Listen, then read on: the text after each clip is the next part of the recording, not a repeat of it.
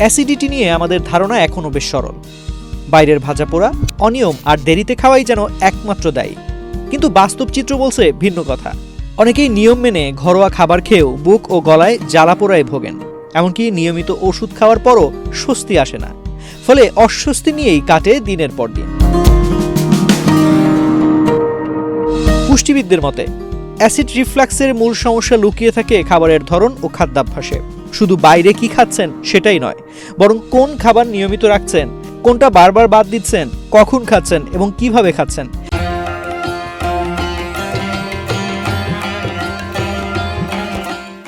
এই সব কিছু মিলেই সমস্যার গতিপথ ঠিক করে দেয়। পুষ্টিবিদরা বলেন, অ্যাসিড রিফ্লাক্স শুধুই বাইরের খাবারের ফল নয়, অনেক সময় ঘরে রান্না করা সাধারণ খাবারও এই সমস্যাকে উস্কে দিতে পারে। তার ভাষায়, অ্যাসিডিটি বাড়ায় এমন খাবার যেমন এড়িয়ে চলতে হবে, তেমনি কিছু নির্দিষ্ট খাবার নিয়মিত খেলে রিফ্লাক্সের সমস্যা কমানো সম্ভব।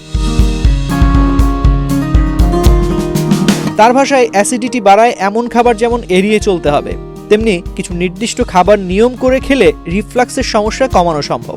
অর্থাৎ খাবারই এখানে যেমন সমস্যার কারণ, তেমনি খাবারই হতে পারে সবচেয়ে কার্যকর সমাধান। বিশেষজ্ঞদের মতে অ্যাসিড রিফ্লাক্সের বড় একটি কারণ হলো শরীরের ভেতরের প্রদাহ বা ইনফ্ল্যামেশন। তাই এমন খাবার বেছে নেওয়া জরুরি যা হজম সহজ করে এবং প্রদাহ কমাতে সাহায্য করে।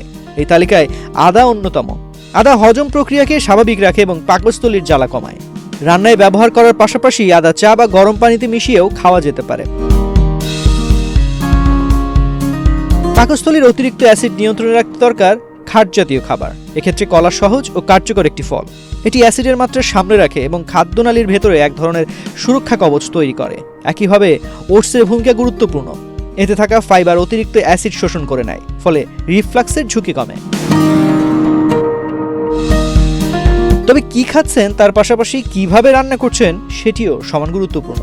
সবুজ শাকসবজি স্বাভাবিকভাবেই অ্যাসিডিটি কমাতে সহায়ক, কারণ এতে ফ্যাট ও চিনি কম থাকে। কিন্তু অতিরিক্ত তেল ও ঝাল মশলা যোগ হলে এই উপকারী খাবারও উল্টো ক্ষতির কারণ হয়ে দাঁড়াতে পারে।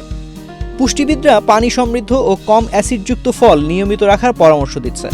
তরমুজ, ফুটি, পেঁপে, আপেল, নাশপাতির মতো ফল পাকস্থলীকে শান্ত রাখে। পাশাপাশি নারিকেল ও খেজুরও ভালো বিকল্প হিসেবে বিবেচিত হচ্ছে। বিশেষজ্ঞদের মত একটাই, অ্যাসিডিটি নিয়ন্ত্রণে শুধু ওষুধ নয়, খাবারের সচেতন নির্বাচন ও রান্নার অভ্যাসে পরিবর্তনই সবচেয়ে টেকসই সমাধান। তো আজ এ পর্যন্তই।